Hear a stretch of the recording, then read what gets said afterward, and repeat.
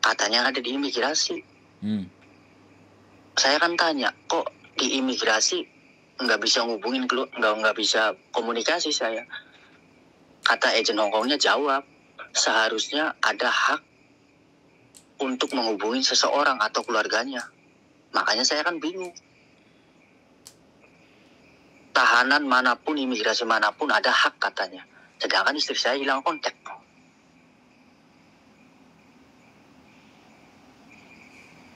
Halo? Halo? Iya loh. Udah selesai sampean ngomongnya. Kalau sudah selesai ngomongnya ganti saya lagi yang ngomong. Jadi gini, sampean nggak perlu meributkan antara polisi dan imigrasi, oke? Iya. Sampean nggak perlu bertanya-tanya tentang bagaimana imigrasi dan satu lagi polisi, ya. Yang perlu sampean lakukan adalah mbaknya tadi, si mbak itu, ya nggak tahu istrinya sampean, itu berangkat pasti pakai PT kan, pasti pakai sponsor. Ya kita cari yang terdekat aja. Kita nggak usah ribet-ribet nyari yang di Hongkong. Kita cari aja pertanggungjawaban PT, selesai. Bisa dipahami nggak? Iya. Sampean kejar aja itu PT-nya. Bagaimana saya bisa mendapatkan informasi? Akhirnya kalau PT sudah sampean kejar, PT akan nyari agent. Nah, kalau agent dikejar terus sama PT, atau PT bisa aksesnya langsung ke KJRI, karena dari PT, data ke PT, itu begitu terbang ke agent Hongkong, dari agent Hongkong itu pasti dilaporkan ke KJRI. Jadi sumber data itu ada di KJRI.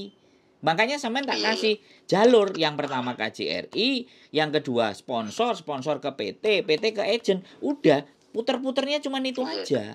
Jadi sampean nggak perlu sampai ngurusi ke polisi atau imigrasi. Itu jauh jalurnya, Mas Bro. Iya. Terima kasih, Mas. Nggak apa-apa. Saya perjelas. Saya nggak marah ya. Cuman saya kadang untuk menjelaskan sesuatu agar bisa dipahami, agak sedikit menggunakan volume yang agak lebih tinggi. Bukan marah sebenarnya. Saya ingin menjelaskan. Dan ini saya kontenin biar siapapun keluarganya kalau mencari, itu alurnya ada di situ gitu loh. Bisa dipahami nggak? Alurnya kita nggak perlu nyari polisi, imigrasi, atau bahkan penjara. Itu terlalu jauh. Udah, cari yang paling dekat adalah sponsor. Setelah sponsor pasti PT. Udah diubek-ubek aja di situ gitu loh. Jadi nggak usah khawatir. Makanya sampean tak kasih yang pertama KJRI. Agent kan sampean juga udah punya, ya kan? Tinggal sampean cari itu sponsor. Suruh nganterin ke PT. Gitu loh. Mereka harus bertanggung jawab. Mereka yang memberangkatkan. Boleh nggak saya bilang seperti itu? Iya.